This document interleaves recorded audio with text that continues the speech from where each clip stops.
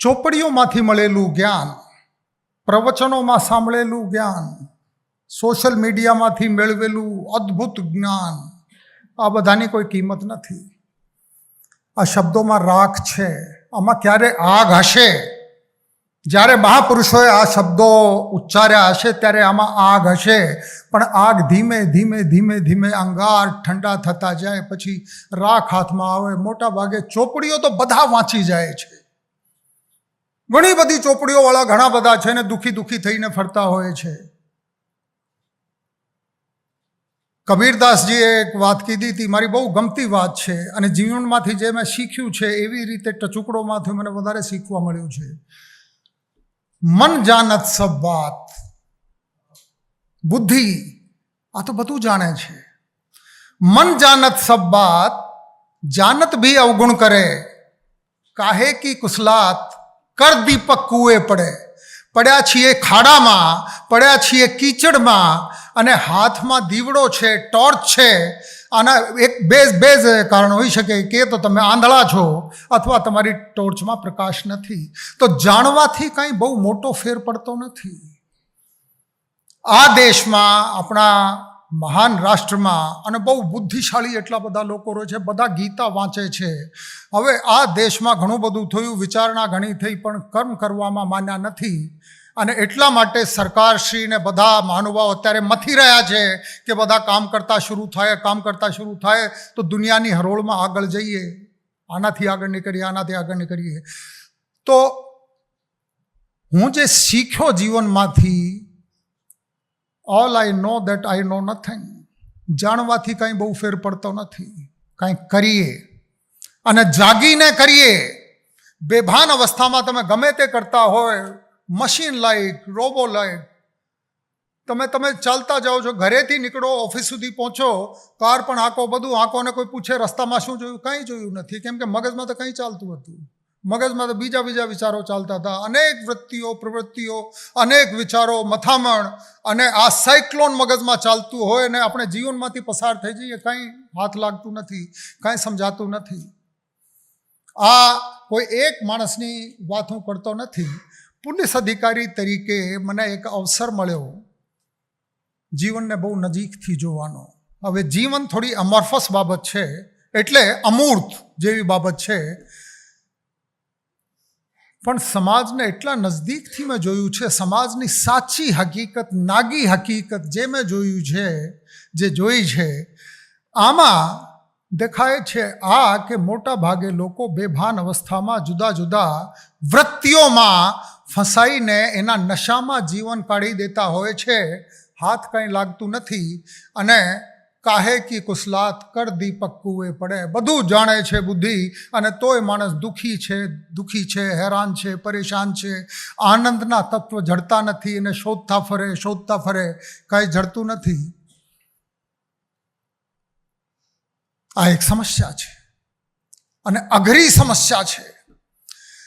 બધા લોકો સેલ્ફી આમ જ કરીને મોકલે, સ્માઇલિંગ, અને આમ કરીને, અને કોઈ જગ્યાએ જમવા માટે જાય તો જમવાની સારામાં સારી ડિશિસના ફોટો દેખાવા જોઈએ, માણસ દેખાય કે ના દેખાય, અને પછી તાત્કાલિક એને સોશિયલ મીડિયા, ફેસબુક ઉપર, વોટ્સએપ ઉપર ધડાધડ નાખતા હોય. કેટલાક લોકો મેં જોયા છે કે પેરિસમાં ગયા હોય, આફેલ ટાવર ઉપર નજર નથી, આઈફેલ ટાવર સાથે સેલ્ફી લઈને બધાને પહોંચી જાય કે હું આઈફેલ ટાવરની બાજુમાં ઊભો છું, લુવ્ર પાસે ઊભો છું, ને લંડનમાં સ્ક્વેર ઉપર ઊભો છું. કોઈ વસ્તુમાં રસ નથી, ફક્ત નશામાં એક જ છે કે બીજાને કેવી રીતે હું પ્રભાવિત કરી શકું.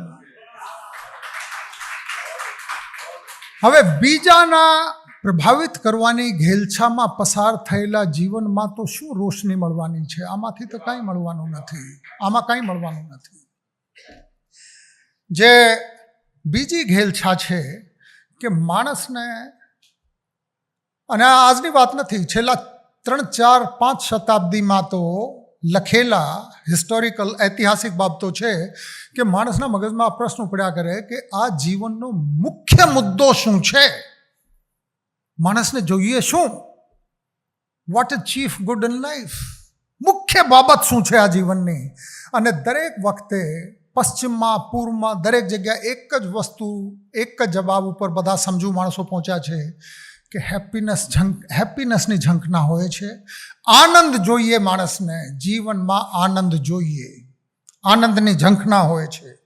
અને આનંદને પછી માણસ ગેરસમજમાં પ્લેઝર, મજા, એને આનંદ સમજી લે છે. પશ્ચિમમાં આ તકલીફ બહુ મોટી છે.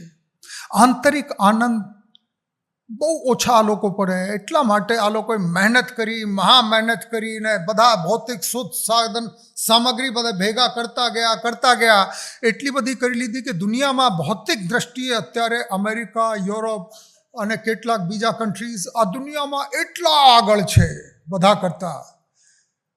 અને હકીકત આ પણ છે કે ન્યુયોર્કમાં લગભગ 45થી 55% લોકો રાત્રે સ્લીપિંગ પિલ લીધા વગર ઊંઘી શકતા નથી.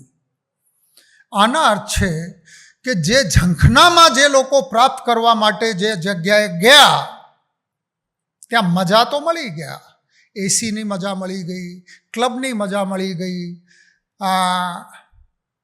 ટાઈમ સ્ક્વેર ઉપર જે મ્યુઝિકલ્સ ચાલતા હોય છે એની મજા મળી ગઈ, નશાની મજા મળી ગઈ, દારૂની મજા મળી ગઈ, મોંઘી દાટ વસ્તુઓ ખરીદવાની, 5th એવેન્યુ ઉપર શોરૂમ, વર્લ્ડના ટોચ મોંઘા શોરૂમ ત્યાં છે, આની મજા મળી ગઈ.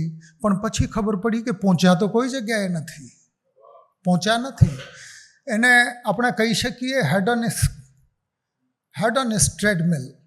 ટ્રેડમિલમાં જે તમે દોડો, પરસેવા, રેજ બેગ, અને આ બતાવતા જાય એટલા કિલોમીટર થઈ ગયા અને પછી ખબર પડે તો તમે આ જીમના ઓરડામાં ત્યાં ને ત્યાં ઊભા છો. પરસેવા આવી ગયા અને બધું આવી ગયું, બધું થયું, પહોંચ્યા કોઈ જગ્યાએ નથી. જે સમૃદ્ધિની પાછળ દોડતા, જે ભૌતિક સુખ સામગ્રીની પાછળ જે લોકોએ મુખ્ય વસ્તુ સમજીને મજા ભેગા કરવાના, ઐશ્વર્ય ભેગા કરવાની વેતરણમાં જે હોય છે, આ ટ્રેડમિલ ઉપર ચડ્યા હોય છે. કેમ કે ભૌતિક સુખ અને જે મજા, જે ઐશ્વર્ય છે, આ ટ્રેડમિલ છે, આમાં આપણે કોઈ જગ્યાએ પહોંચતા નથી. બીજી, આ થોડી વારમાં નોર્મલ થઈ જાય છે, પછી એમાં મજા નથી આવતી. હમણાં સુદામાભાઈએ વાત કરી કે મેં ડ્રગ્સની ફિલ્ડમાં કામ કર્યા, મેં ખૂબ કામ કર્યા. અને best of my work came in Surat. No drugs in Surat city. જેમ કોર્ટની સ્ટેમ્પ હોય ને લાલ રંગની, no drugs in Surat city, આ અમારું બ્રાન્ડ હતું. આ પ્રોગ્રામના, કેમ્પેનના ટ્રેડમાર્ક હતા. આમાં કામ કર્યું તો આજે નશાના જે બંધાણીઓ જે જોવા મળે છે એની પરિસ્થિતિ આ જ છે કે પહેલાં એટલી ડ્રગ લીધી ઇન્જેક્શનમાં કે આ જીભના ટકોરે મૂકીને આ લો, મજા આવી, ભાન ભૂલી ગયા, બેભાન થઈ ગયા. એટલે વિચારોના બવંડર, વિચારોના સાયક્લોન રોકાઈ ગયો અને પ્રથમ વખત ખબર પડી જીવનમાં મજા છે. બેભાન થઈને મજા મેળવી. એવી જ રીતે ભૌતિક સુખ સામગ્રીની પાછળ જે લોકો મીંડા ટકાવવા માટે આજે 10 લાખ છે, પછી કરોડ, પછી 10 કરોડ, પછી 100 કરોડ, પછી 500 કરોડ ને 1000 કરોડ, હવે તો ટ્રિલિયન્સ ઓફ ડોલરથી નીચે કોઈ મોટા ભાગે વાત કરતાય નથી. હવે એટલા મીંડાઓ છે. અને પછી ગૂગલ સુધી પહોંચીએ. ગૂગલની મિનિંગ છે એકની આગળ 100 મીંડા લગાડો તો ગૂગલની સંખ્યા. હવે એટલી સંખ્યા કેટલી, મારા તો મગજ ફાટી જાય, કાંઈ સમજાતું નથી. હવે બધા લોકોને એટલા મીંડા મૂકવા છે અને આ મીંડાના ચક્કરમાં ડ્રગના બંધાણીની જેમ ગમે તે કરવું હોય, ટર્નઓવર વધવું જોઈએ, એબિટા વધવું જોઈએ, પ્રોફિટ આફ્ટર ટેક્સ વધવું જોઈએ, નેટ પ્રોફિટ વધવું જોઈએ, અને હું આ મેળવી શકું, આ બ્રાન્ડેડ વસ્તુ ખરીદી શકું. આ નશામાં જીવન પસાર કરવું હોય તો ખરેખર જે ચીફ ગુડ, જે આનંદ હતા, આ આનંદ તો મૃગ મરીચિકા થઈ જાય છે, મૃગજળ જેવું થઈ જાય છે. લાગે છે કે સામે છે, પણ હોતું કંઈ નથી. આ બધું થાય છે શું કામ? માણસ આમ તો સમજ્યું છે, વિચારો બધા છે. આપણા દેશમાં બધા વેદો લખાણા, ઉપનિષદ લખાણા, વેદાંત આવ્યા, પછી શંકરાચાર્યજીએ એની વ્યાખ્યા કરી, અદ્ભુત અદ્ભુત એકાત્મવાદી વ્યાખ્યા કરી. પછી બાદરાયણ વ્યાસે જે લખ્યું હતું એના ઉપર વિવેચના કરીને એની મીમાંસા લખી. આ બધા કરતાં કરતાં કરતાં કરતાં પછી માણસને શબ્દો બધા અહીં ભેગા થઈ ગયા. એની મિનિંગ ક્યાં સરકી ગઈ, એનો અર્થ ક્યાં નીકળી ગયો, આ કંઈ ખબર ના પડી. ફક્ત શબ્દો અહીં ટાંગેલા છે. આપણા બધાના ઘરમાં આજે નહીં તો નાનપણમાં એક પણ એવા ના હોય જેના ઘરમાં આ કેલેન્ડર ના હોય. મહાભારતનું કેલેન્ડર. રથ છે, રથમાં ઘોડાઓ થનગની રહ્યા છે અને ઘોડાઓની લગાન ભગવાન કૃષ્ણના હાથમાં છે અને અર્જુનના ટાંટિયા ધ્રુજી રહ્યા છે, ગાંડીવેવના હાથમાંથી સરકતું જાય છે. આ ગીતાના ઉપદેશનું કેલેન્ડર આપણા બધાએ જોયું છે ને સતત જોઈએ છીએ. અને હજુ મારી પાસે તો મોટા ભાગે કોઈકના કોઈક અઠવાડિયામાં, હું જ્યારે પોલીસ જોબમાં હતો ત્યારે કોઈકના કોઈ ગિફ્ટ હજુ પણ આપી જાય છે. કેટલાક મિત્રો એટલા સ્નેહી છે, હજુ આપી જાય છે. અને એટલી બધી ગીતાઓની પ્રતિઓ ભેગી થઈ ગઈ છે. તો મેં કેટલાકને વાત કરી કે ભાઈ તમે વાંચી છે. કોક તો એવા વીર હોય આ કહે સાહેબ મેં તો 500 વખત વાંચી છે. અરે ભલા માણસ, જાગ્રત રહીને એક વખત વાંચી લીધી હોય એવી આગ એક વખત તમને મળી જાય, ચંપાઈ જાય તો પછી બીજી વખત વાંચવાની જરૂર હોતી નથી. હવે તમે પાઠ કરો છો. હવે અર્જુનના આ કેલેન્ડરની જે મેં વાત કરી, જે ચિત્ર આપણે જોયા છે, આમાં થોડું અજુગતું નથી લાગતું? ત્રિલોકના માલિક ભગવાન કૃષ્ણ આ તો સારથીના રોલમાં છે, સારથીની ભૂમિકામાં છે. લગામ એના હાથમાં છે અને આમ પાછા વળીને જુએ છે કે શેઠ શું કરે છે. અને શેઠના ટાંટિયા ધ્રુજી રહ્યા છે અને હાથ કપાઈ રહ્યા છે. આમાંથી ગાંડું છૂટતો જાય છે. પછી આમાં કેવી રીતે લડવું? બસ આમાં કોઈ મારા કાકા છે, કોઈ કાકાના દીકરા છે, કોઈ મારા ફુવા છે અને ગુરુ દ્રોણ દેખાય છે અને ભીષ્મ પિતામહ દેખાય છે અને આ બધા નાનપણથી મારી સાથે ઉછરેલા છે અને મારા ઉછેર કરવાવાળા છે. હવે એની સામે એને મારીને હું શું કરીશ? આ બધા પ્રશ્નો આવે છે. અને આ પ્રશ્નો ભગવાનના જવાબ આપવાનું શરૂ કર્યું. પણ મૂળ વસ્તુ, હું ગીતાના સંપૂર્ણ પાઠ અહીં કરવાનો નથી. કોઈના મગજમાં ચિંતા હોય કે આ ગાડી કઈ બાજુ જતી રહી, ગાડી કોઈ જગ્યાએ જતી નથી. મુદ્દો આ છે કે ભગવાન તો ડ્રાઈવરની સીટ ઉપર છે, સારથીના રોલમાં. અને અર્જુન જે સામાન્ય ધનુર્ધારી છે એમાં કાંઈ બુદ્ધિ વિવેચના બહુ વધારે નથી. સામાન્ય પ્રિન્સ એટલે રાજકુમાર હતા અને જીત્યા અંતે પાંડવો મહાભારતના યુદ્ધમાં. એનું કારણ એક જ હતું કે સારથીની ભૂમિકામાં ભગવાન કૃષ્ણ હતા. અને જે ઘોડાઓ હતા, આ ઘોડા, આપણે પણ એના બધાના ઉપર રથ ઉપર સવાર છીએ. એ ઘોડાના નામ કામ, બીજા ક્રોધ, ત્રીજા મદ, મોહ, લોભ, ઈર્ષા, અહંકાર. આ બધા ઘોડાઓ છે, થનગની રહ્યા છે.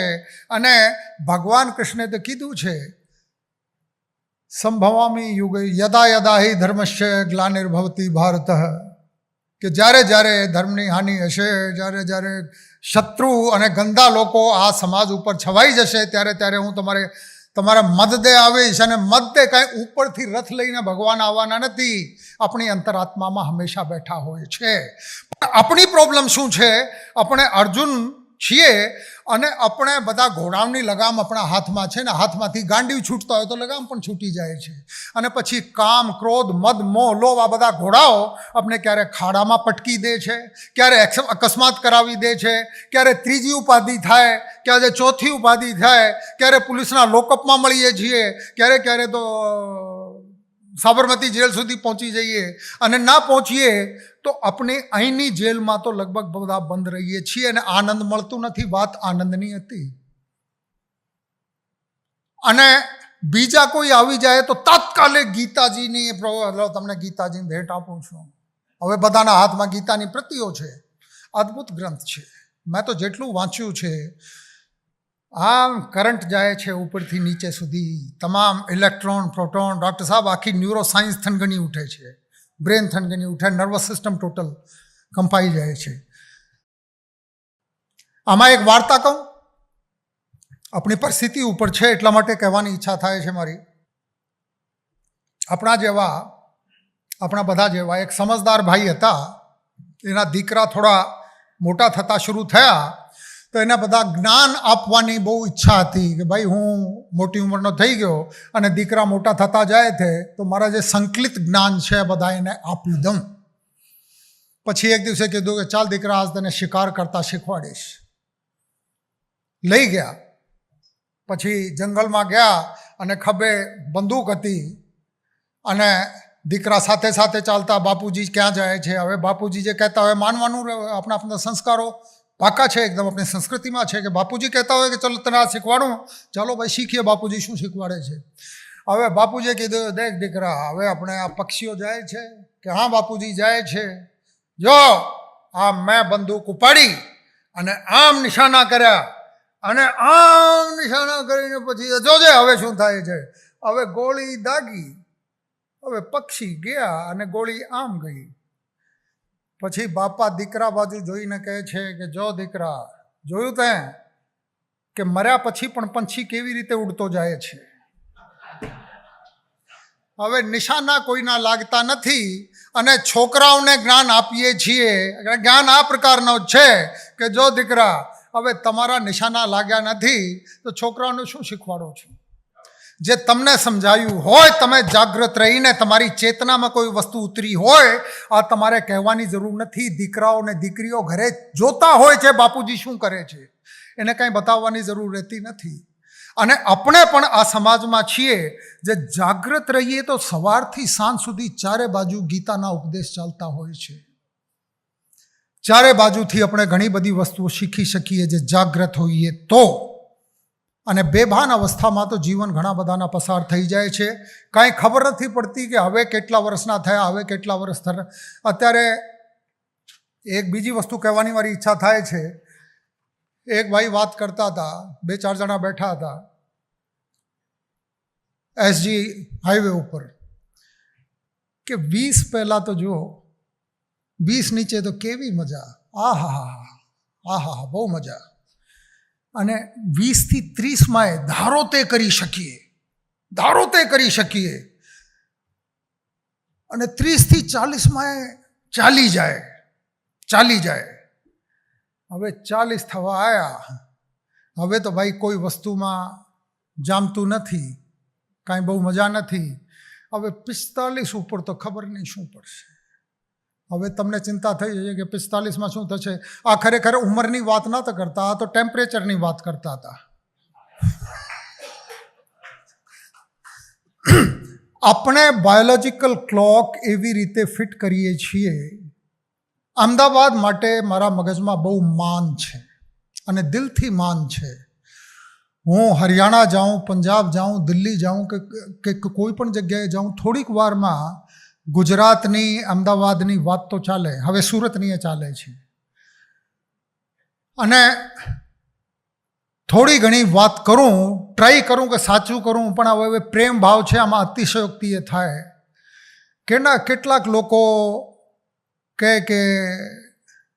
એવા છે લોકો, એવા છે. હવે ઘણા બધા લોકો એટલા સારા મને મળ્યા છે કે એને જેટલા વખાણ કરીએ એટલા ઓછા છે. પરંતુ દરેક પ્રકારના લોકો દરેક જગ્યા હોય છે. એની વાત થોડી વાર પછી હું કરું.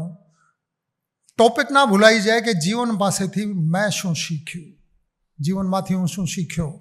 પહેલી વસ્તુ, જે તમે નિયંત્રિત કરી શકતા હોય એને કંટ્રોલ કરો. જે તમે કંટ્રોલ કરી શકતા હોય તમે કંટ્રોલ કરો, અને જે તમે કંટ્રોલ ના કરી શકતા હોય એને સ્વીકાર કરો.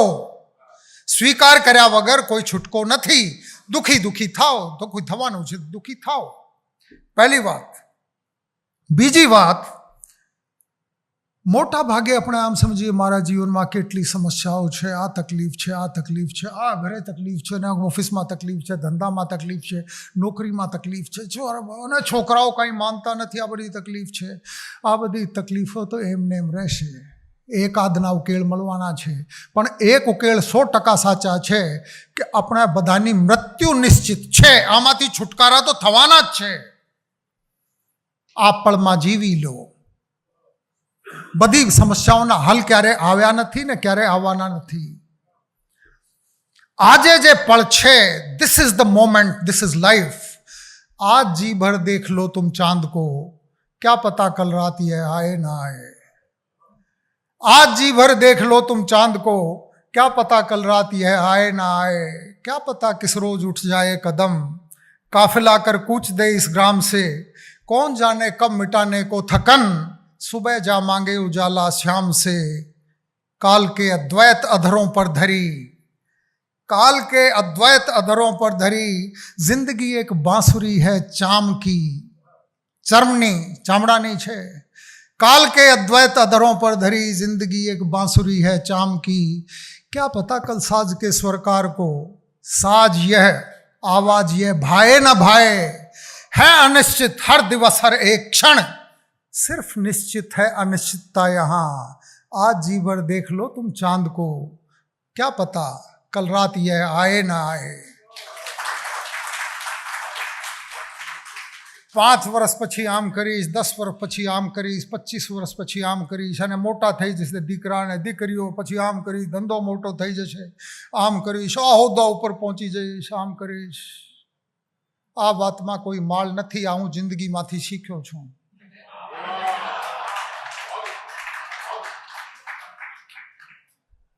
This is the moment. આજે આપણે હોલમાં પ્રેમથી, સદભાવથી, મોટા ભાગનાના મોઢા ઉપર મને આનંદ અને શાંતિ દેખાય છે. This is life. અને આમાં જેટલા ડૂબશો આ પળમાં, આ જીવન છે.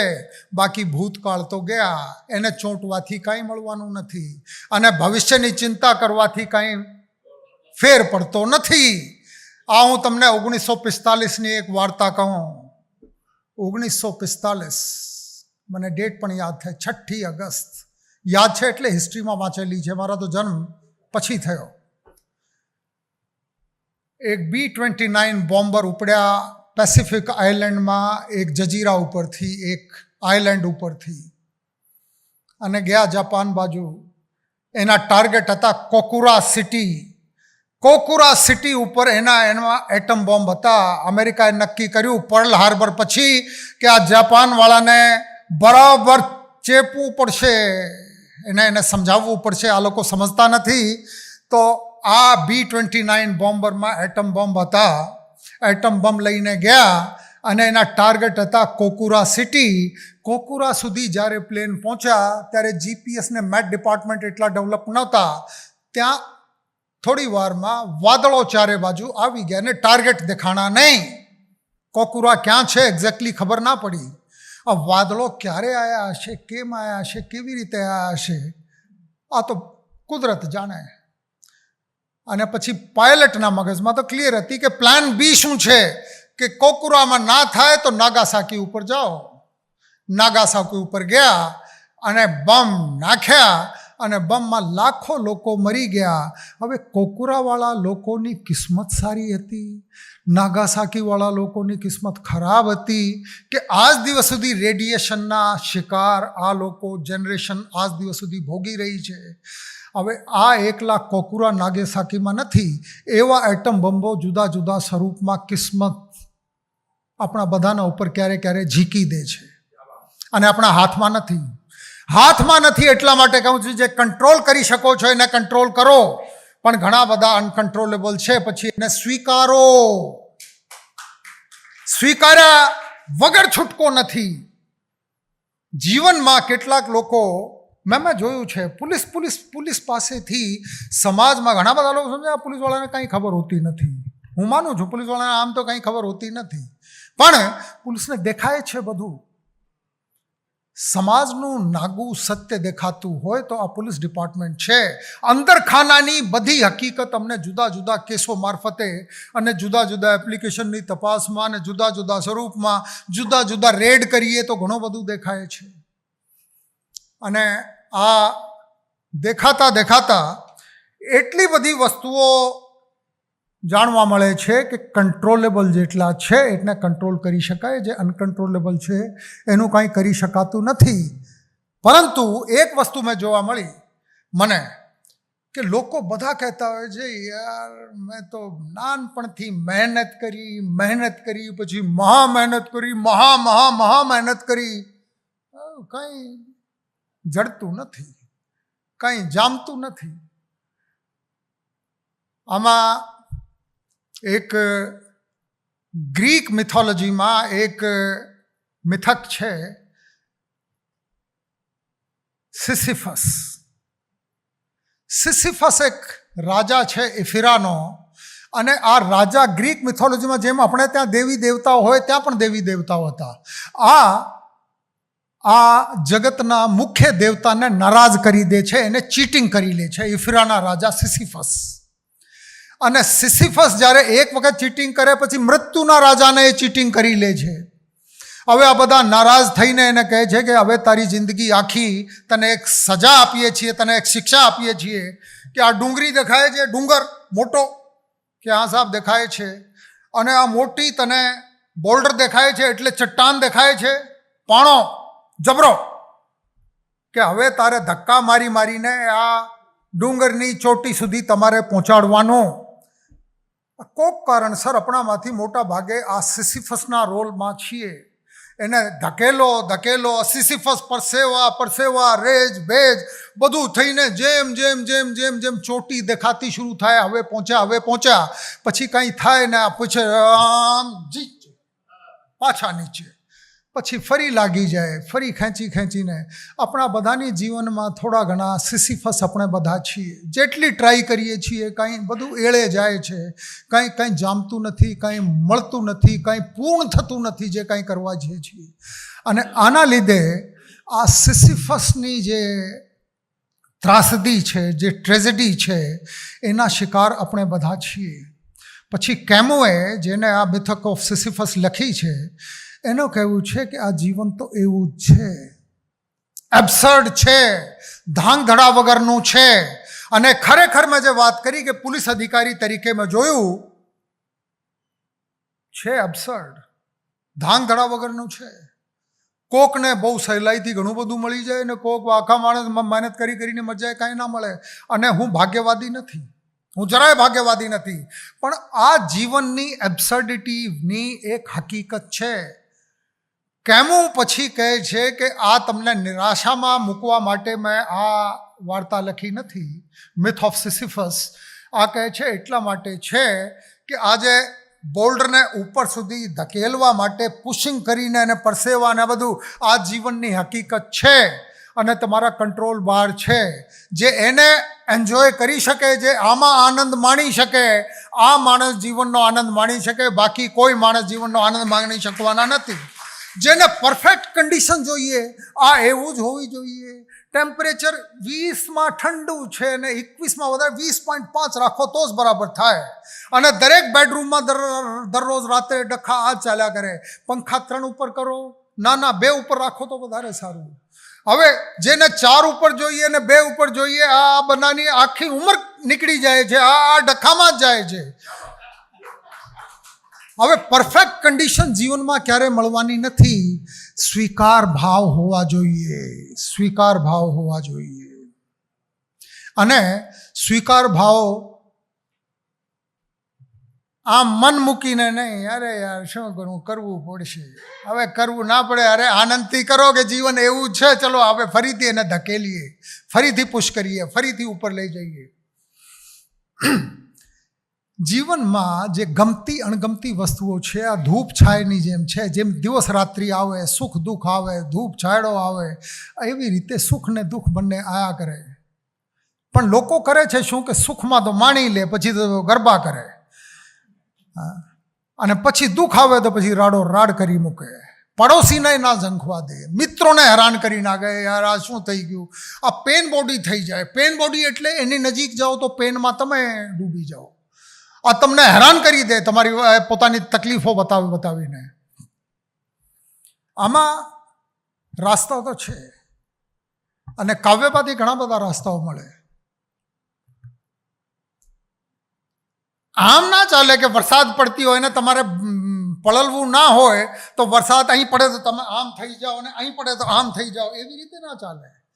ખુદ કો ઇતના ભી મત બચાયા કર, बारिशें हों तो भीग जाया कर,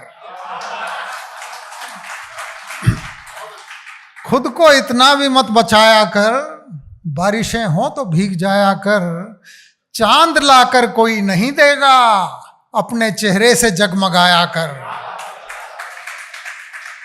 अश्क हीरा हैं, अश्क मोती हैं, आंसू अश्क हीरा हैं, अश्क मोती हैं, अश्क आंखों से मत बहाया कर। अरे कौन कहता है दिल मिलाने को, कौन कहता है दिल मिलाने को, कम से कम हाथ तो मिलाया कर। જીવનને સ્વીકાર ભાવથી જીવતા શરૂ કરીએ તો આમાં મજા બહુ છે, સુખની મજા છે, દુઃખની મજા છે. અને જે એકલા સુખની મજા હોય તો ફિલ્મ સંગીતમાં ને ગઝલોમાં તમે આનંદની ગોતવા જાઓ તો માંડ 2, 5, 25 તમને 2% ગીત મળે. આખા જેટલા ગીતો મુકેશે ગાયા, તલત મહેમૂદે ગાયા અને જૂની ગઝલો મોહમ્મદ રફીએ ગાઈ, આ બધા સાહિર લુધાનવીએ જેટલી લખી, શકીલ બદાયનીએ જેટલી લખી, રાજેન્દ્ર કૃષ્ણે લખી, 95% દુઃખની છે. અરે મજા એની જ છે, એને માણવાની શરૂઆત કરો તો મજા આવશે. અને આ ફક્ત ફિલ્મના પડદા ઉપર નહીં, જીવનમાં એ જે અણગમતી વસ્તુઓ છે એને થોડા એની લજ્જત તો માણો, એને જુઓ તો ખરા. અને એની લજ્જત એમને નહીં કહેતો કે દુઃખી દુઃખી થઈને જીવવાનું છે, એની લજ્જત માણશો તો પછી ક્યારે. યીટ્સે એક પોએમ લખી છે કે આ જીવનના મહાસાગરમાં જે દુઃખનું મહાસાગર છે, જે આમાં સુખના આઇલેન્ડ ના હોત તો જીવાય કેવી રીતે. તો તમે માનીને ચાલો કે જે દરિયામાં, દુઃખના દરિયામાં તમે તરી રહ્યા છો, આમાં ધીરે ધીરે સુખના આઇલેન્ડ પણ આવશે. અને આ આઇલેન્ડ ઉપર જવાની મજા તો જ આવશે જે તમે આમાં ખબોચિયામાં, દર્દના આમાં ડૂબી ડૂબીને આનંદ કરનાર તમને આવડતું હોય તો તમે ખરેખર આનંદ માણી શકશો, નહીંતર કાંઈ હાથ લાગવાનું નથી. આ બધી વસ્તુઓ મેં મારા જીવનમાંથી શીખી. જીવનમાં અતિશય આનંદ છે, અતિશય ઉર્જા છે. ઉર્જા 3 લેવલની મને જોવા મળી. પહેલી ઉર્જા, જે ઉર્જા થકી આપણે કામ કરીએ છીએ, સવારથી સાંજ સુધી ઓફિસમાં, દુકાન ઉપર, શોરૂમ ઉપર, કે બીજી કોઈ જગ્યાએ, કે ત્રીજી કોઈ જગ્યાએ, કે રતિલાલભાઈની જેમ કાગજ કલમવાળી મહેનત કરીએ. માધવ રામાજન સાહેબ, આ બધા મહારથીઓ છે આ કલમના, ભાગ્યેશભાઈ બેઠા છે, બીજા ઘણા છે. આમાં મહેનત બહુ છે. આ મહેનત કરીએ, એક ઉર્જા હોય છે. ને પછી આમ કરીએ કે ભાઈ હવે થાક્યા, હવે ચલો લંચ કરીએ. રતિલાલભાઈ એવું થાય છે કે નહીં? પછી થાક લાગે થોડી. આ અસામાન્ય ઉર્જા, અસામાન્ય ઉર્જા. પછી ક્યારે રાત્રે આખા દિવસના કામ કર્યા પછી આવીએ અને ગમતી કોઈ પુસ્તક હાથ લાગી જાય અને એને વાંચીએ અને એને વાંચવાનું શરૂઆત કરીએ અને પછી આંખો આમ બંધ ખાય અને ઝટકા ખાય. આના અર્થ છે કે માનસિક ઉર્જા જે ચોપડીને જોઈને આવી હતી કે ચલો એને આજે આ ચોપડી વાંચશું, આ ગઝલ વાંચશું, આ કવિતા વાંચશું, આ સાહિત્ય કૃતિ છે આ વાંચશું, મારી ગમતી છે. પણ થોડી વારમાં આંખો તો બંધ થઈ જાય. થાકીને આવ્યા હતા, આમ ઊંઘવાના હતા, પણ થોડી વાર પુસ્તક ચાલે, આ મેન્ટલ એનર્જી, ઇન્ટેલેક્ચ્યુઅલ એનર્જી, એને સેટિસ્ફેક્શન મળે, એના મજા આવે. થોડી વાર એને વાંચીએ, પણ થોડી વારમાં ચોપડી અહીં હોય ને આમ જે માણસ જતો રહે, ઉર્જા પતી ગઈ. હવે પતેલી ઉર્જામાં પછી કોઈ બાજુમાંથી અવાજ લાગે કે આ સિલિન્ડરમાંથી કાંઈ લીક થયું ને થોડી આગ લાગી ગઈ ને બધી થાક ગઈ, અને તાત્કાલિક તમે જાઓ છો અને બાથરૂમમાંથી બાલ્ટી ભરો ને આમ ફેંકો ને આમ, પછી થાક બધી ભૂલાઈ ગઈ. આના અર્થ છે સેકન્ડ લેવલ ઓફ એનર્જી જે અંદર પડેલી હોય છે, સામાન્ય રીતે બહાર આવતી નથી. એને કાઢવાની ટ્રીક આપણે શીખીએ તો આ સારો એવો સ્ટોર છે એનર્જીનો. અને ત્રીજી એનર્જી એવી જે તમારી ગમતી વસ્તુઓ તમે સવારથી સાંજ સુધી કરતા હોય અને તમારા વાઈફ કે હસબન્ડ આવીને કહે કે જો હવે તો સાંજ થઈ ગઈ, સવારે બેઠા હતા ને સાંજ થઈ ગઈ, આમાં કોઈ થાક નથી. અને સમયની કિંમત રહેતી નથી, સમયનું ભાન રહેતો નથી, ભાન ભૂલાઈ જાય છે. અને પછી ઊભા થાઓ તો થોડું આમ તો કરે માણસ, પણ પછી કોઈ થાક નથી. તો જે ગમતી વસ્તુઓ છે આ કુદરતે તમારામાં મૂકેલી સ્પેશિયલ સ્ટ્રેન્થ છે. આમાં ઉર્જાના સ્ત્રોત ક્યારેય ખૂટતો નથી. આત્મિક ચેતનામાંથી જે સ્ફૂર્તિ ઉર્જા છે, આમાંથી સ્ફુરણ જે થતું હોય છે, આ ક્યારે ખૂટવાની નથી. જે માણસ પોતાના પેશન્સને ઓળખી જાય છે, પોતાની કુદરતે ખાસ મૂકેલી આવડત, સ્કિલ્સ, સ્ટ્રેન્થ એને ઓળખી લે છે અને આ પ્રમાણે જીવતા શરૂ થાય છે, એને ક્યારે થાક લાગવાની નથી. એના જીવન આમ જાય છે સ્મૂથલી, આનંદથી, એને કોઈ પ્રોબ્લેમ નડતી નથી. અને જે માણસ આ ટ્રેજેડી મોટા ભાગના લોકો સાથે સમાજમાં બનતી હોય છે, એની વાત કરું થોડો એક ઘૂંટડા પાણી પીવું.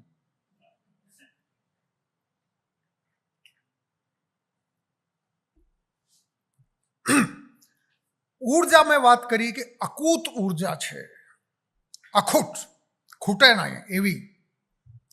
અને કૂવામાં આપણે ડોલ લઈને જઈએ, પછી ડોલને પાણીમાં નાખીએ, આમ આમ આમ આમ આમ કરીને ડોલ ગયા પાણીમાં, અને પછી પાણીમાં ડોલમાં પાણી ભરાયું, અને પછી અમે આમ આમ કરીને જોઈએ છીએ, હા વજન આવી ગયું, પાણી ભરાઈ ગયું, ડોલ ભરાઈ ગયું. પછી આ ડોલને બહાર ખેંચો ખેંચો ખેંચો, પણ ડોલમાં તો કાણાઓ છે. કામ, ક્રોધ, મદ, મોહ, લોભ, ઈર્ષા, અહંકાર, આ બધાના કાણાઓ છે. અને ખેંચીએ જ્યારે બાલટી આમ કરીએ તો બાલટી ખાલી. કૂવામાં તો પાણી હતું અને ડોલમાં આવ્યું પણ હતું. હવે ઉંમર વધવાની સાથે શું થાય છે કે ડોલમાં જે કાણું આપણે પડી ગયા છે, આમાં જેટલા વધારે પાણી નીકળતા જાય એટલા કાણા મોટા થતા જાય. અને એટલા માટે નાના છોકરાઓને થાક લાગતી નથી. સવારથી સાંજ સુધી ધમાલ કરે અને 40, 50, 60 પછી મોટા ભાગે લોકો થોડી વારમાં બ્રેકફાસ્ટ લીધા પછી થાકેલા હોય, અને પછી માંડ લંચ સુધી જાય, અને લંચ પછી થાકી જાય, પછી ઊંઘી જાય. આખા દિવસ થાકમાં નીકળતી હોય. આના અર્થ છે કે આ ડોલ ખાલી આવે છે. ઉર્જા છે અંદર, કૂવામાં પાણી છે, આપણા અંદર છે. આ કેમ બનતું હોય છે? કેમ કે આપણે એવી કામગીરી કરતા નથી જેના માટે કુદરતે આપણી રચના કરી હતી. આપણે પોતાની જાતને ઓળખી શક્યા નહીં. 99% વધારે લોકો, આ એક ત્રાસદી છે, એક ટ્રેજેડી છે, એક દુખાંતિકા છે આ જીવનની, અદ્ભુત દુઃખની વાત છે. 99% વધારે લોકોને આ ખબર હોતી નથી કુદરતે મારી રચના શું કામ કરી છે. અને આમાં વાંક કોનું? પહેલા પરિવારનું, બીજું પ્રાઇમરી સ્કૂલનું, ત્રીજી સ્કૂલનું, પછી કોલેજનું, પછી યુનિવર્સિટીનું. હું નેગેટિવ માણસ નથી, આમાં સારું પણ ઘણું બધું છે. પણ હું શું કામ કહું છું કે નાનપણથી પેરેન્ટ્સ નક્કી કરે, હવે તું આ વિષય લઈ લેજે, હા તારી ટકાવારી તો સારી આવી છે, હવે તું મેડિકલ લઈ લે. હવે ટકાવારી સારી આવી છે, તું એન્જિનિયરિંગમાં જશે, તું એસ્ટ્રોફિઝિક્સ લઈ લે, તું બાયોટેકનોલોજી લઈ લે. અને પછી 12મા ધોરણ પછી કહે હવે તું CA કર. હવે તમે આ તો ચકાસણી કરતા નથી કે આ ભાઈની બાલ્ટી કેવી છે, આમાં શું આવશે, એને કુદરતે એની રચના શું કરી છે, એના એપ્ટિટ્યૂડ શું છે, એને કઈ બાબતમાં થાક લાગતી નથી. એવા કેટલાક એક્ઝામ્પલ્સ મેં ચારે બાજુ છે. ઘણા બધા લોકો દુઃખી દેખાય છે. દુઃખી એટલા માટે આખી ઉંમર મહેનત કરે, પણ એના પેશન પ્રમાણેની મહેનત થતી નથી. જે એની આંતરિક, જે એની અભિવૃત્તિઓ હતી, જે નૈસર્ગિક અભિવૃત્તિઓ હતી, જે નેચરલ ટેન્ડન્સી હતી, આના વિરુદ્ધ જાય છે. અને મેં સ્કૂલના, પરિવારના વાંક શું કામ કીધા કે મોટા ભાગના પરિવારોમાં છોકરાઓ એટલા થાય અને સમજ, જો તમારી બેન છે કેવી સરસ રીતે કરે છે, બેનને આવડે છે, તને નથી આવડતું, હા તારા ભાઈ આ બધું કરી લે છે, તારી જ કે મિસ્ટેક થાય છે. હવે ભાઈને બેન જેવા બનાવે, બેનને ભાઈ જેવા બનાવે, નાના ભાઈને મોટા ભાઈ જેવા બનાવે, મોટા ભાઈને નાના ભાઈને જેવા બનાવે. આપણે આમ માનીએ છીએ કે આપણે ડિક્ટેટર છીએ, છોકરાઓને ગમે તે કહીએ આને કરવું પડે. આ અનધિકાર ચેષ્ટા છે. બાળકો આપણા થકી આવે છે, આપણે એની ઘડતર કરતા નથી.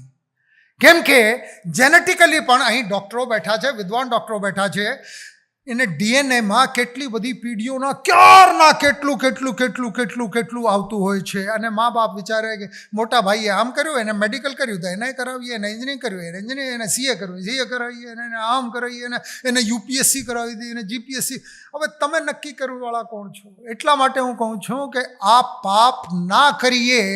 આ મેં જીવનમાંથી શીખ્યું. છોકરાઓના લાઈન નક્કી કરવાનું પાપ આપણે કરવા જોઈએ નહીં. ઘણા બધા કરી લે છે પણ જિંદગીમાં એને મજા આવતી નથી. ઘણા બધા લોકો ઘણા બધા પ્રોફેશન્સમાં મેં જોયા છે, ડૉક્ટરની ડિગ્રી લઈને તો ઘણા બધા નીકળે છે. કેટલા ટકા સફળ ડૉક્ટર થાય છે? જે હેપી પણ છે અને સક્સેસફુલ પણ છે. જે હેપી પણ છે અને સક્સેસફુલ એવા એન્જિનિયરો કેટલા, એટલા પ્રોફેસરો કેટલા, એટલા વકીલો કેટલા, એવા પોલીસ IAS ને IPS એવા કેટલા, જે તમને જોઈને ખબર પડે કે હા જીવતો માણસ છે. આમાં ટ્રેજેડી શું છે? ट्रेजेडी आ है, किसी दिन जिंदगानी में करिश्मा क्यों नहीं होता, किसी दिन जिंदगानी में करिश्मा क्यों नहीं होता, मैं हर दिन जाग तो जाता हूं, जिंदा क्यों नहीं होता. આખો મુદ્દો જિંદા થવાનો છે.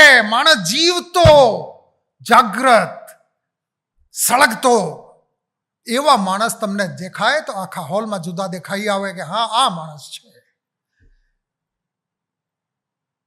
લિયોનાર્ડો દ વિન્સી જ્યારે મિલાનના રોડ ઉપર નીકળતા હતા, આ છટાદાર માણસ હતો, લાંબા લાંબા વાળ રાખતો, ફેશનેબલ માણસ હતો, અને એના શરીર શોષ્ઠો બહુ શાનદાર હતા, અને રૂપાળાએ હતા, ફીચર્સ બહુ શાનદાર હતા.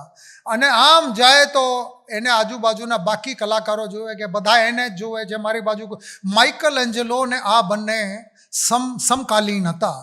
માઇકલ એન્જેલો અદ્ભુત મોટા ગજાના મૂર્તિકાર હતા, અને લિયોનાર્ડો દ વિન્સી મૂર્તિકાર, પેન્ટર, સાયન્ટિસ્ટ, બધું આ તો બધું હતું. માઇકલ એન્જેલોના મિત્રો એક ચાની કિતલી ઉપર ઊભા હશે, કદાચ બિયર પીતા હશે, આ તો ઇટાલીની વાત છે. અને લિયોનાર્ડો ત્યાંથી નીકળ્યા. હવે એની સામાન્ય ચાલમાં રિધમ એવી હતી કે બધા લોકો એની બાજુ જુએ, અને માઇકલ એન્જેલો થોડા સળગે એને જોઈને, અને પછી એને ટોણો માર્યો એને કે આ જો ગયેલો ભાઈલો, આ છોકરીઓ જેવો છે. કેમ કે જોવામાં બહુ સુંદર દેખાતા હતા, અને ચાલ ઢાલ બહુ જોરદાર હતી, અદ્ભુત, વન્ડરફુલ. લોકો ઈર્ષા બહુ રાખે, અદેખાઈ રાખે, તો માઇકલ એન્જેલોથી રહેવાયું નહીં. માઇકલ એન્જેલોએ એના મિત્રોને કીધું કે જો આ ગયો બાઈલો, ફેમિનિન કેવો છે. અને બધા પછી દાંત કાઢવા માંડ્યા. લિયોનાર્ડો દ વિન્સીએ સાંભળ્યું. પછી લિયોનાર્ડોએ જોયું કે ત્યાં આયરનની એક રોડ પડી હતી. ત્યાં ગયા, કાંઈ કીધું નહીં, રોડ ઉપાડી, અને રોડ સ્ટ્રોંગ રોડ હતી, રોડને આમ કરીને વાળી, અને પછી માઇકલ એન્જેલો તરફ ફાંકીને કીધું ભાઈ મર્દ છે તું એને સીધી કરીને બતાવી દે, અને એમના માર્ગે જતા રહ્યા. તો આપણે આપણી તાકાતની કેળવણી કરીએ, અને એવી દિશામાં કેળવણી કરીએ કે જે આપણે અંદર પડેલું છે. જે અંદર પડેલું નથી એની સાથે આખી ઉંમર બીતી જશે. તમને ધામ પછાડા કરતાં કરતાં આમાંથી કાંઈ કળવાનું નથી, કાંઈ થવાનું નથી. તમે કદાચ સાંભળ્યું હોય, આ દુનિયામાં સૌથી ઊંચો વૃક્ષ, અમેરિકામાં એક વૃક્ષની પ્રજાતિ છે સેકોયા. સેકોયા પાર્કમાં એક વૃક્ષ છે, એનું નામ જનરલ શેરમન. જનરલ શેરમન ત્યાંના આર્કિયોલોજીના હેડ હતા, આખા ફરતા હતા બધામાં, અને એને જોયું કે આ બધા ઝાડો તો ઘણા બધા છે, એવા ઊંચા ટ્રી તો એક પણ નથી. પણ એને માપણી કરાવી, આખી ટીમ હતી એની પાસે. તો માપતા ગયા 83.8 મીટર, લગભગ 84 મીટરની એની હાઈટ નીકળી. 275 ફીટના આ ઝાડ સેકોયા, એના નામ જનરલ શેરમન પાછળ પાડવામાં આવ્યા. ટ્રીના નામ જ જનરલ શેરમન મૂકવામાં આવ્યા, કેમ કે આ દુનિયામાં બહુ લાંબા ટાઈમ સુધી સૌથી લાંબો ટ્રી હતો. હવે સેકોયાના બી તમે લો, 1 આઉન્સમાં 1 આઉન્સ 6000 બી આવી જાય. એકદમ લાઇટ પાતળા વી હોય છે. અને આ વીને જાપાનમાં આ લોકો એને એક કુંડામાં નાખે, અને કુંડામાં પછી એને થોડાક પાણી આપે પ્રમાણસર, અને પછી થોડાક જામે તો પછી આમ કાઢી લે, પછી નીચેથી એને રૂટ્સને કાપે. રૂટ્સ કાપે અને પછી ઉપરથી થોડી પ્રૂનિંગ કરી દે, પછી થોડા દિવસમાં પછી કાઢે, પ્રમાણસર પાણી, પ્રમાણસર ખાતર, અને પછી થોડા ઉગ્યા હોય તો પછી રૂટ કાપી દે અને ઉપરથી પ્રૂનિંગ કરી દે. અને આખા સેકોયાના ટ્રી 10 વર્ષ પછી પણ એટલી હાઇટ ના હોય. જોવામાં એની શકલ જનરલ શેરમન જેવી હોય. 275 ફૂટ ઊંચો, દુનિયાના સૌથી લાંબો વૃક્ષ. હવે તો હાઇપેરિયન આનાથી ઊંચા મળી ગયા, 325-30 ફૂટના, પણ છે સેકોયાઝ. હવે આ સેકોયા નેચરલ રીતે કેલિફોર્નિયાના જંગલોમાં જે એની માટે અનુકૂળ હવા, પાણી અને ક્લાઇમેટ છે, ત્યાં પોતાની રીતે વધતા તો 275-300 ફૂટ સુધી જાય. અને જે તમે એની જડો કાપતા જાઓ અને એને બરાબર પ્રૂનિંગ કરતા જાઓ, એની બોન્સાઈ બનાવી દો, તો આ એટલું જ એકની હાઈટ રહે. હવે આ આપણા હાથમાં છે કે પોતે શું બનવું છે, બોન્સાઈ બનવું છે કે જનરલ શેરમન બનવું છે, અને પોતાના દીકરા દીકરીઓને શું બનાવવું છે. નાનપણથી એના એક છોકરાના બીજા છોકરા સાથે સરખામણી કરો નહીં. અમે નાના હતા, જોઈન્ટ ફેમિલી હતી, ગામડામાં હતા હરિયાણામાં, અને ત્યાં બધા સાથે ભણતા, લગભગ હમ ઉંમર. મોટી એક્સટેન્ડેડ ફેમિલી હોય, કાકા દાદાના બધા છોકરાઓને એક રૂમમાં. અમારા એક કાકા હતા, મોટા બાપુ હતા, આ બસાડી દે બધાને, હું પછી જોવા માટે આવવાનું છું કોણ કોણ સૂવે છે ને કોણ કોણ જાગે ને. હવે અમારા કઝન હતા, આ તો સૂવે જ નહીં, આ ચોપડી આમ જ હોય ને આમ જ વાંચતા જ હોય અને આમાં થોડી વારમાં આમ થઈ ગયા હોય, અને પછી મોટા બાપુજી આવીને ગાળો કાઢે અને લાફાએ ઝીંકી દે ને એક સાવટી રાખતા હતા, સાવટી દે આમાં પણ કરી જાય. અમે બહુ હેરાન હતા કે યાર આ ભાઈ એને ઊંઘ આવતી નથી, શું તકલીફ છે. આ કેમ કે વાંચતા જડી જાય છે મોટા બાપુજીને, એટલા માટે અમારા ઉપર આ તવાઈ આવે છે. આ તો બહુ મુશ્કેલી પડી. પછી ખબર પડી કે આ ભાઈ કાંઈ વાંચતા ફાંચતા નહોતા, આમ ચોપડી આમ રાખીને આમ સૂતા હોય. એક દિવસે અમારા એક બીજા મિત્રને મેં નક્કી કર્યું કે મોટા બાપુજીનો આવવાનો ટાઈમ થઈ ગયો ને હવે બરાબર, તો હવે ચોપડી એના હાથમાંથી આમ લીધી, એને કંઈ ખબર ના પડી, આ તો સૂતો હતો આરામથી ઘસઘસાટ, અને જૂતાની જોડી એના હાથમાં મૂકી દીધી. હવે બાપુજી આવ્યા, છોકરા તો શું કરે છે? હવે છોકરા પછી આમ કરીને જાગે, શું બાપુજી વાંચું છું. ગધેડા તો જૂતા વાંચે છે. હવે પ્રોબ્લેમ આ છે કે બાપુજી બધાની સરખામણીની સાથે કે આ એટલું વાંચે, તમે વાંચો. અરે કોઈને 1 કલાકમાં સમજાઈ જાય, કોઈને 15 મિનિટમાં સમજાઈ જાય. પછી બધાને સરખી રીતે ટ્રીટ કરો. છોકરાઓને એની બોન્સાઈ બનાવવાનું કામ છે, એને ગમતું ના કરવા દો. સચિન તેંડુલકરના પપ્પા જ્યારે આ એટલો હતો 6 વર્ષનો, આખા દિવસ કે દીકરા તું સ્કૂલમાં જાય છે પણ તું ભણતા તો ક્યારે જોવા મળતા નથી. કે પપ્પા મને ભણવામાં કંઈ મજા પડતી નથી. હવે સચિન તેંડુલકરના પપ્પા રમેશ તેંડુલકર પ્રોફેસર હતા મરાઠી ભાષાના. એને કીધું કે ચલો કોઈ વાંધો નહીં, તને જે ગમતું હોય તું કર. અને પછી એક દિવસ પૂછે, જ્યારે 8-9 વર્ષનો છે, તારા સ્કૂલમાં ક્રિકેટની ટીમ છે કે ના? મારા સ્કૂલમાં તો ટીમ નથી, હું તો શેરીમાં સોસાયટીમાં રમું છું.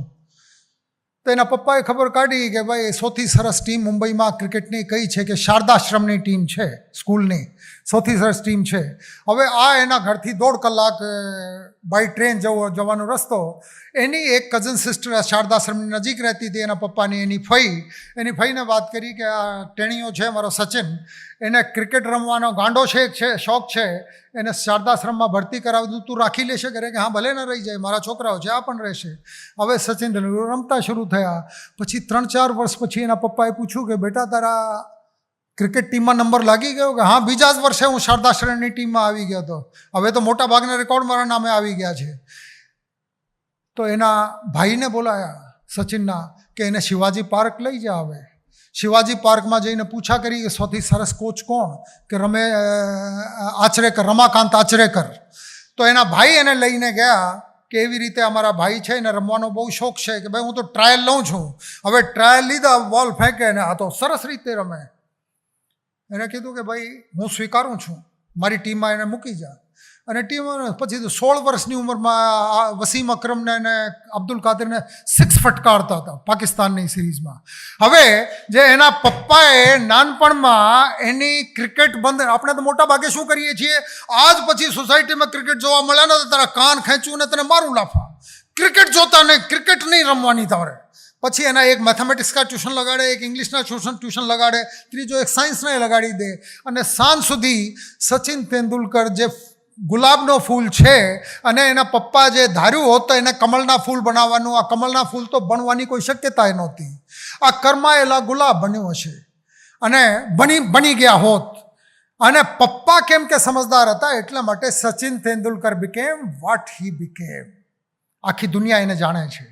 આપણે મોટા ભાગે કરમાયેલા ગુલાબોથી સમાજ ઠસોઠસ ભરેલું છે.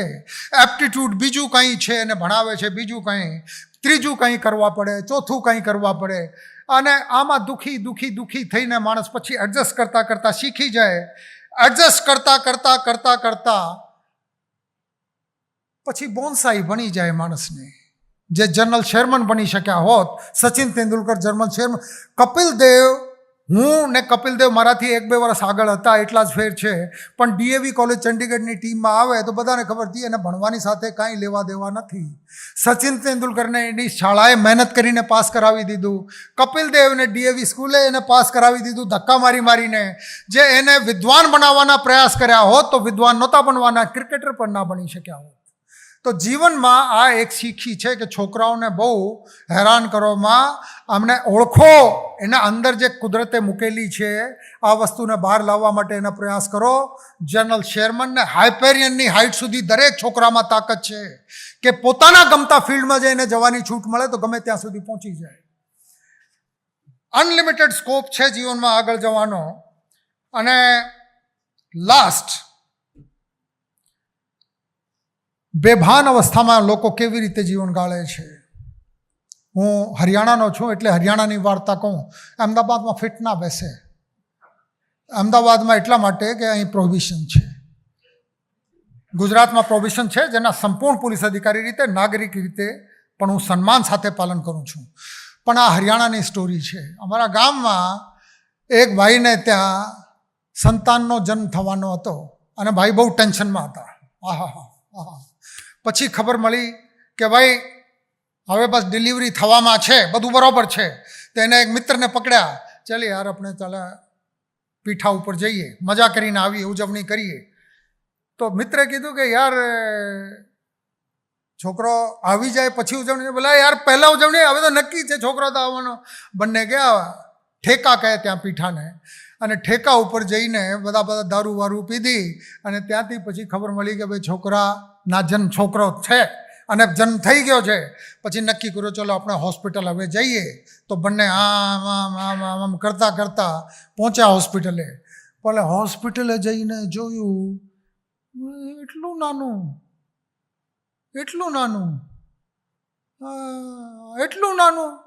હવે નાનું કહે ને રોડે, એટલું નાનું એટલું રડે. અને મિત્રએ એને પછી સલાહ આપી કે યાર હજુ તો જન્મ થયો છે. પછી એને બીજી ચિંતા આવી. બોલા તો જોવામાં મારા જેવા લાગતો નથી, એની શકલ મને મળતી નથી, તાજા જન્મેલું બાળક. હવે એના મિત્રે કીધું કે યાર આ તો મોટા થઈ જશે, તારા જેવા થઈ જશે. બોલા પણ એટલું નાનું. તો મિત્રે પછી એને સમજાવ્યો કે યાર મારા જન્મ થયા હતા, હું 2-2.5 કિલોનો હતો, એટલો જ હું હતો. બોલા તું એટલો હતો 2-2.5 કિલોનો? બોલા હા. બોલા કે પછી તું જીવતા રહ્યા કે નહીં? હવે મિત્ર પણ પીધેલા હતા. મિત્ર વિચારે, બોલા યાર બહુ જૂની વાત છે, હવે ક્યાં યાદ હોય. હવે મોટા ભાગે લોકો નશામાં એક વસ્તુના નશા, બીજી, ત્રીજી, ચોથી વસ્તુના નશામાં જીવન કાઢી દેતા હોય છે. મેં જીવન પાસેથી શીખ્યું કે નશામાંથી નીકળીને જાગૃત રહીને જીવો તો ખબર પડે કે આ જીવન માણવાની વસ્તુ છે. અને આગ, પાણી, ધૂળ, માટીમાંથી કુદરતે આ પૂતળા બનાવી દીધા. આ પૂતળા ઉજવણી કરી ના શકે તો વાંક એનો છે. તમે સુખી છો, તમે દુઃખી છો, તમે સક્સેસફુલ છો કે તમે ફેલ્યોર છો, you are responsible, nobody else is responsible.